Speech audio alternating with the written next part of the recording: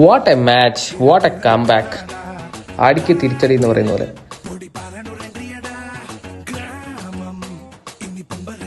Match യുണൈറ്റഡിന്റെ ഓരോ ആരാധകരും കാത്തിരുന്ന ഒരു മത്സരമായിരുന്നു ഇന്നലെ എമിറേറ്റ്സ് സ്റ്റേഡിയത്തിൽ വെച്ച് നടന്നത്. അൺബീറ്റൺ ജേണിയിലും ടൈറ്റിൽ റേസിൽ ഒന്നാം സ്ഥാനത്ത് മുന്നേറിക്കൊണ്ടിരിക്കുന്ന ആർസണലിനെ അവരെ ഗ്രൗണ്ടിൽ പോയി 3-2 തോൽപ്പിച്ചിട്ടാണ് മാഞ്ചസ്റ്റർ യുണൈറ്റഡ് ടോപ്പ് 4 എത്തിയത്.